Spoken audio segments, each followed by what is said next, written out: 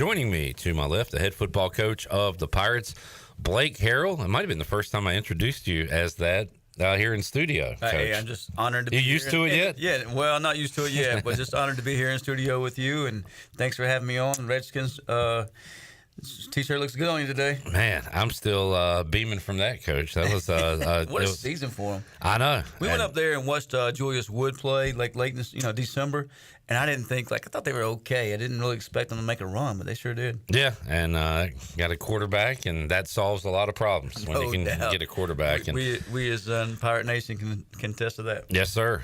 Coach, we'll talk about how this offseason is going for you real quick. Second time this week I've seen you. I saw you Monday at the Murphy Center when Ike Johnson spoke, and saw JDB, Coach Aldridge, Coach Freeman, saw Coach Roberts, a bunch of guys there, Ryan McManus, Coach Shank, but your crew was there and receiving some of those words, and it made me think, like, football, like, it's such a violent sport. We forget about that sometimes, and you're telling kids to go play your tail off, knock that guy out, and not meaning it that way, but man, it can go just like that. Yeah, well, first of all, what a gift Inky has, and being able to just hear him speak was awesome, an event.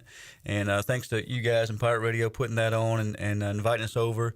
And it was, just a really good time for our coaches to get to come hear him live. We get to see him so much on social media. Yeah.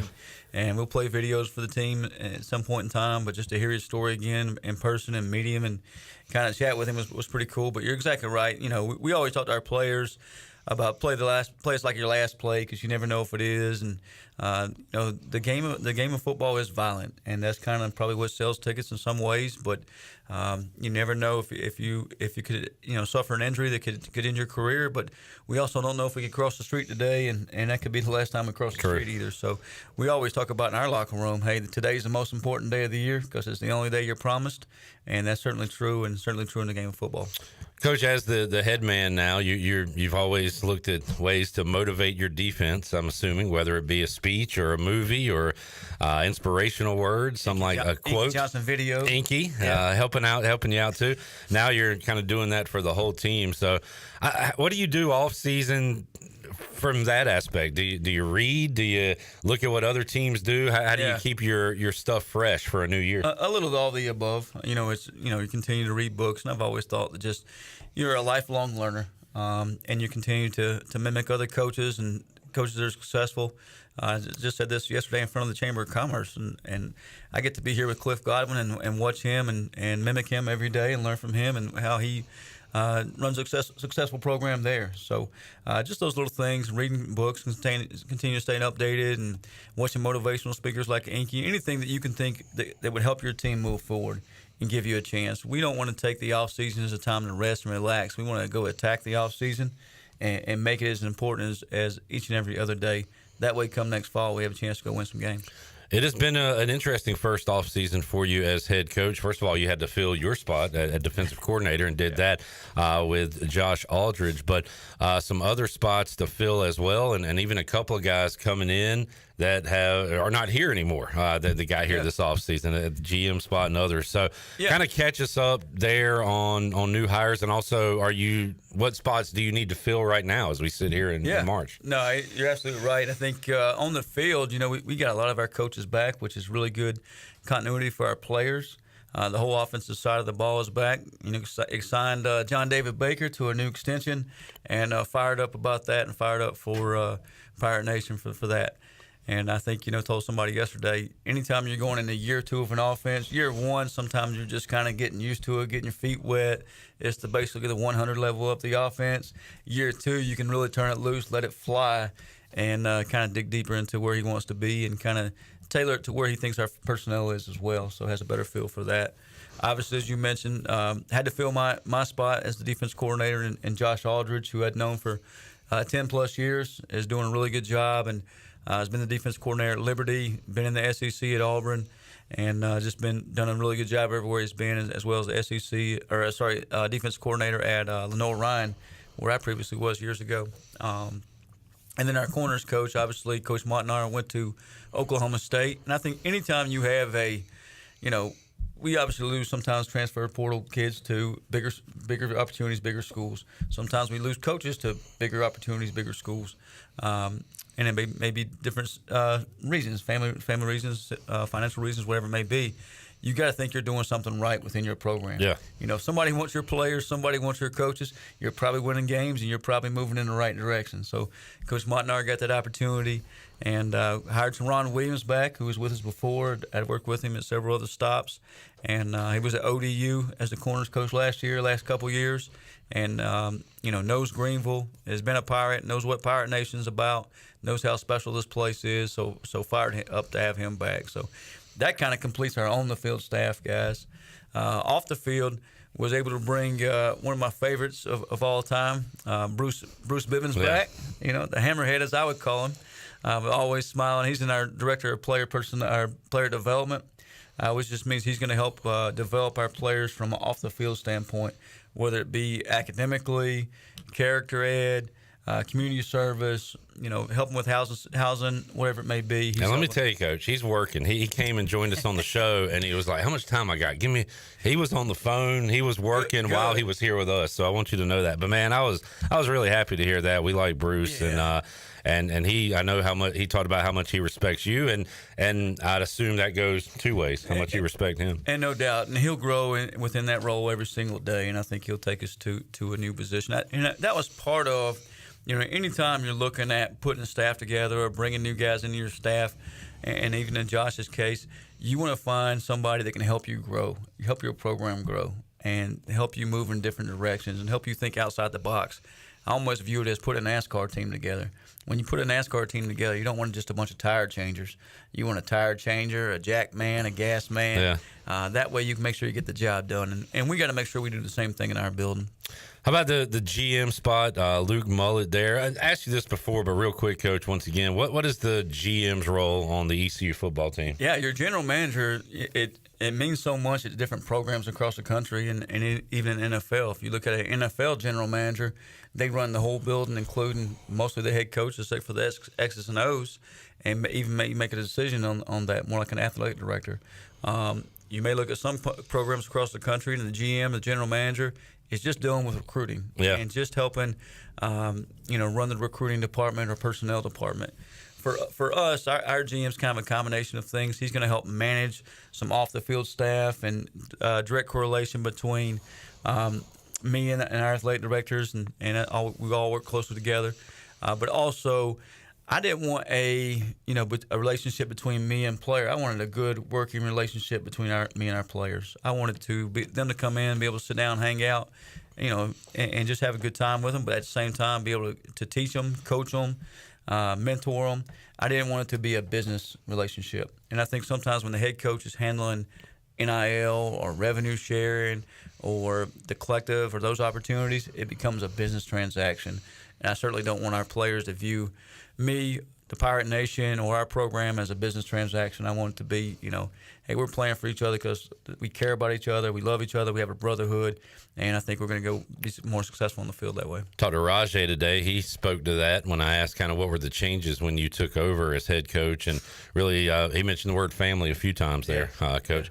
I've brought this up. Like, I've seen the number of coaches grow in college football as far as staffs throughout the years. I thought it was funky when Donnie Kirkpatrick went from receivers coach to inside receivers coach back when Ruffin and Lincoln were here. And we're like, why do we need an inside and outside? But it just grows and grows. Right. And I'm wondering, like, for you, like, is there a point where it's too many cooks in the kitchen, or do you feel like it's spread out now where players can kind of get that individual coaching? Do you like the number? You got to do what's best for your program as far as what helps you teach players, coach players, help take them to their goals.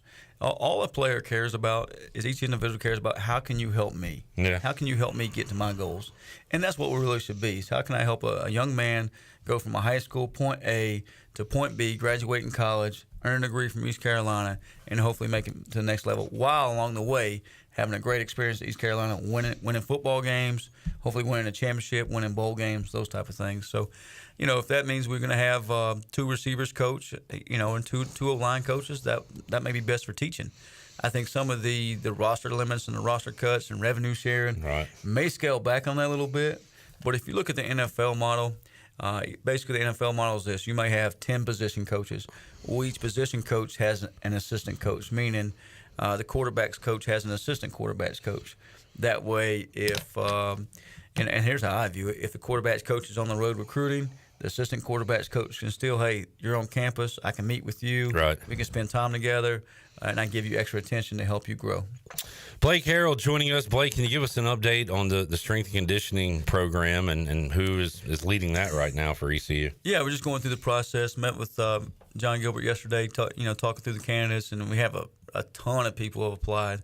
My phone never stops buzzing or ringing or texting, whatever it may be. And I know we've had a bunch of people apply through online process. And what I'll say is a lot of people are interested in Empower Nation and coming to be a part of our program and working with our players. And the weightlifting hasn't just stopped, so it's still ongoing, right? Do you have folks in charge right now? Our guys have done an awesome job in there, just keeping the energy up, working their tails off, and made really good gains this offseason. I think Josiah Robinson's one. I'm just looking at the body weights a while ago. He went from 224 up to 252, and I'm really excited about Josiah going into his senior year. Sam Danka's gained 12 pounds. Javante Connor's gained almost 20 pounds. So we've had a bunch of guys do those things. Obviously we'll see how it translates to on the grass, but I think anytime a young man's in that weight room working his tail off and he sees results, he's gaining that confidence, and I think you're going to see it on the play when he gets between the lines.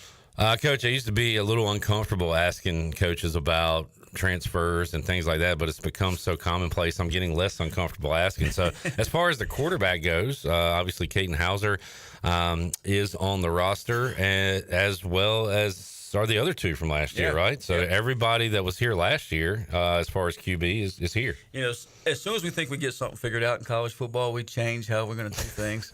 And you talk about getting comfortable with it. We just getting comfortable with the collective and NIL opportunities, but at the same time, they're getting ready to change now to revenue sharing and roster limits. So that'll be a whole new learning curve, but we'll get it figured out. But really fired up by our quarterback room. And I think, my saying as defensive coordinator and for all those years as defensive coach was, hey, rule number one, get to number two. And because if the number one gets injured and he gets banged up and out of the game, you're playing with number two and you got a great opportunity to win. Well, I'm not sure if folks can say that about us. Obviously, Caden Hauser is back. You got Jake Garcia back and Raheem Jeter back. All three, you feel really good about where you're at, and all three have played in games. Jake and Caden both have started games, and have a lot of experience under their belts. Cole Hodge, highly recruited QB, coming off an injury. How's he doing injury-wise? Yeah, the two freshmen, we had 13 freshmen come in January, early enrollees, guys that should have been graduating this summer, joining the summer program. They're joining us in January. Basically means they get an extra winter conditioning, winter strength program, a spring ball under their belt, and they also get an extra semester of school under their belt, kind of to help the transition there. But, just watching Hodge and Chastendita doing a really good job of getting reps so far in our off-the-season workouts and training, off OTAs as I call them. And then we start practice next Tuesday, so excited to see both of those guys. Speaking of spring ball, have you talked to Dion? Will you be playing Colorado in a couple months? I told Dion, bring it on to Greenville. We ain't hard to find. Come on with it. What do you think about I love the idea, and then I think about the injury possibilities and everything, and I don't like it as much. But how about a spring scrimmage to raise some revenue and create some interest? I think it'd be fabulous. I think, part of this college athletics is the competition piece of it. Our players always can compete. They get tired of competing with each other, although you try to put them in as many possible situations to compete against each other to help them grow and help create a culture and leadership and all those things. But at some point, they want to go see a different color jersey to compete against and go play against. And I think it'd be great for our fans and our community.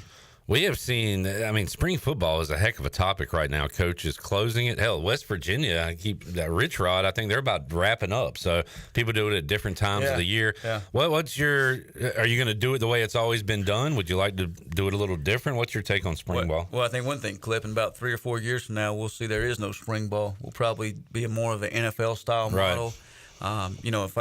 If they would listen to me and figure things out, we'd do it just like the NFL. A free agency would be after the playoffs. Makes sense. In February, March, and then we would, not have spring ball. Then we do more OTAs in May and June. But in the meantime, we'll keep spring ball traditionally for us. We start next Tuesday, March 25th, and then our spring game being April 26th. And the plan right now is to have a traditional spring game. I think it's a great opportunity for our players to go out and compete, get a game setting in. It's a great opportunity for our fans to see our players run around and get to know those guys as well. Blake Harrell joining us. If you want to get a question in, he's here another 7-8 minutes or so. So get him in. We got a few on YouTube. Coach, how's it different to now recruit both offense and defensive players? Is it a much larger effort for you? Yeah, I'm loving it. First time I'm talking to quarterbacks, you know. That was a great line that first week where you came into the press conference and you were asked a question about a quarterback, and you were like, man, it's the first time I've been asked that. First quarterback question. Yeah, so I got to ride around in January. You know, I thought it was very important in January for us to hit the road hard, and we hit the local area in all of North Carolina in recruiting, and then I went out with coaches as well, and got to go out with John David Baker and see quarterbacks. It was the first time I was watching quarterbacks throw and do some things on the road and within their classes and stuff. And but just really enjoyed that and get to know those guys and really fired up, because I think high school recruiting for us is a big piece of it still. And when you're watching tape as a defensive coordinator, obviously you're watching what the offense is doing, but maybe I'm overthinking it, but have you watched things from a defensive mind all these years, and now you have to open it a little bit and look at it from the different angle? I think you do, but I think at the end of the day, you know, a good player is a good player, and I'm no different than a fan sometimes. Hey, if a kid wows you and gets you up out of your chair, he's probably a pretty good player, and you probably should be checking him out. I'm checking your resume. We have Greg Hudson on a lot, and he was a defensive coordinator here, but coached some O-line and coached some offense. Have you been solely defense your whole coaching career? You Google me, huh? Google me. Hey, so how about this? The first job I had, okay, I was at high school, so I know I'm a little short clip, but I make up for it by being extremely slow. So my first job was my first year out of high school. My high school coach asked me to help out and coach. I was the offense coordinator for our JV football team. Okay. Yep. So one of my most rewarding years, but one of my toughest. So one of the players on that team was my youngest brother. So, oh wow! I would coach him at practice, then we'd go home and have a fist fight. What'd you do? Fullback dive every play, pretty much, coach. Well, hey, how about this? So that was back in the day when you 21 personnel and you huddle and stuff. We were playing this team across the mountain there, and they were obviously better and bigger than us. So I was like, all right, we're going to come out with this new deal. We're going to go no huddle tempo. You know exactly what we do now. Yeah. I was way ahead of my time. You were an innovator. Who knew? I didn't even know. Blake Harrell joining us here. Coach, another question. Recruiting through Twitter. He says it seems common now. I see it more one-sided, where players will try to get their tape out to you. But how often is their communication via social media these days? Very often. Yeah. You know, what's crazy, like when I first started coaching college football in 2007, it was still the old VHS tape. And you'd have to send your VHS tape, a blank one. You take it to the high school, you drop it off. They might give you one. And if players could stay hidden, so to speak, you had to, turn over every stone, every rock to find players. And then it was DVDs. Then it was online with Huddle. Now, social media is the way to advertise themselves, and every kid out there gets seen. And you see a lot of different individuals out there, and whether it's through DM or just through messages and then posting, you definitely very active in that area. Coach, it is a wacky schedule this year. A lot of Thursdays. This is the first time I can recall no Saturday games in the month of October. And you'll deal with it when you deal with it. But what did you think when you first saw the days? Fired up. Yeah. And our players are fired up. We played at NC State and in Raleigh on Thursday night, opened it up on national TV. I think it's an awesome opportunity, and just really looking forward to that. I know our players are. And then we'd come back home, face Campbell for the opening home game in Dowdy-Ficklen Stadium, go to Coastal. And then we got BYU, who will be a top 10 team. Great game, yeah. Yeah, I mean, I was talking yesterday, like the last probably top 10 team came to Greenville was probably 2008, West Virginia. Is that correct? Somewhere's in there? Sounds about right, yeah. And then we turn around and Army back-to-back grown man games there. Yeah, Army has to play us on a Thursday night. We don't have to play them, but they have to play us. They have to play us on a short week. Like that. Yeah, Yes, sir. so- Yes, sir.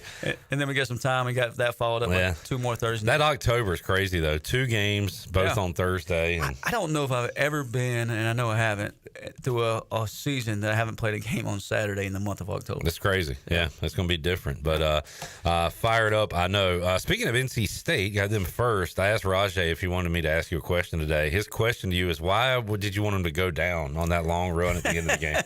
I'm sure glad he didn't, because that was the defensive coach him and me saying, like, hey, we're giving their quarterback too much time to go score.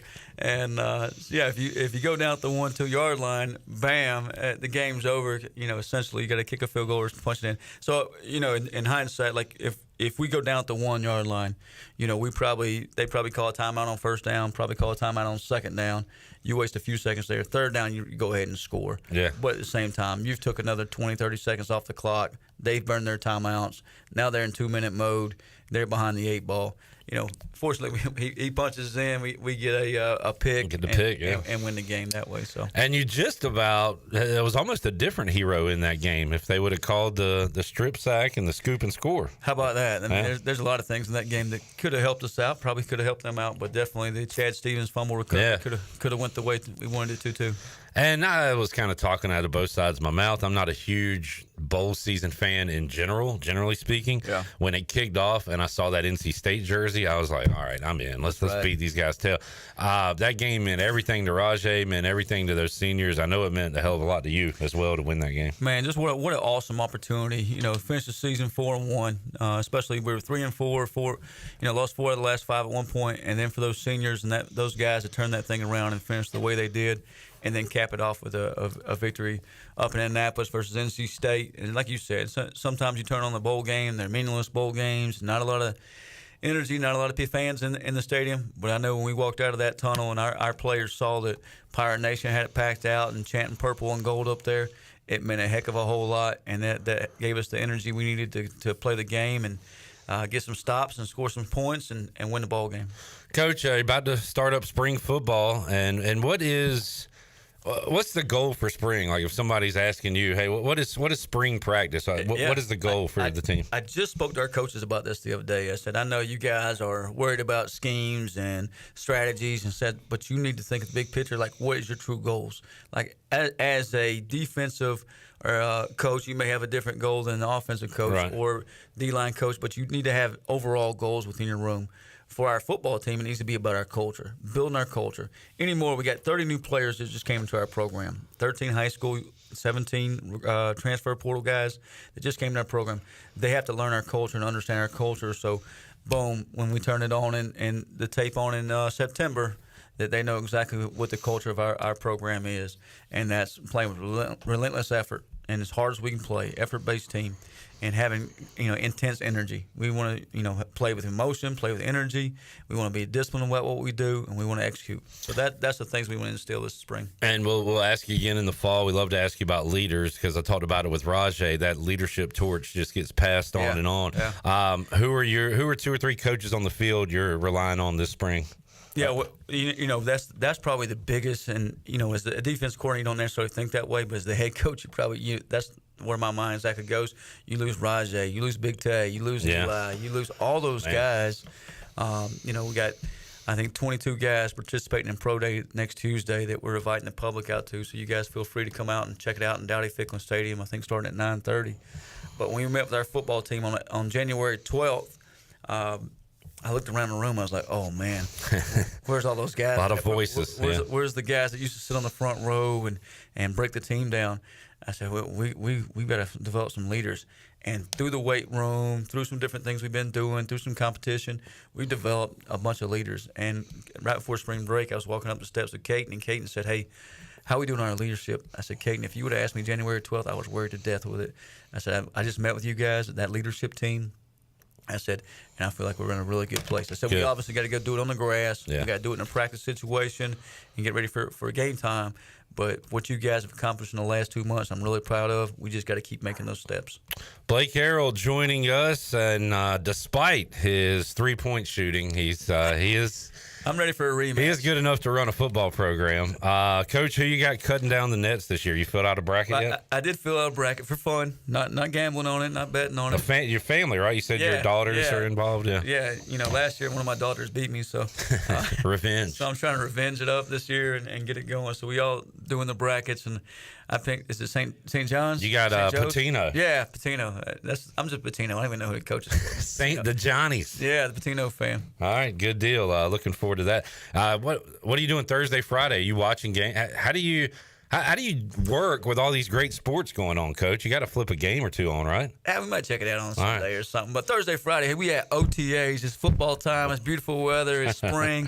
Let's go play a little football. All right, man. Thank you, Coach. Appreciate it. Thank you for joining us. Thanks, Clay, for having me on. Blake Harrell, head football coach of the Pirates, joining us here. Spring ball kicking off next week. Also, Pro Day, open to the fans. Going to do it at Dowdy Ficklin Stadium, you said, this year. So that'd be fun. That'd be great.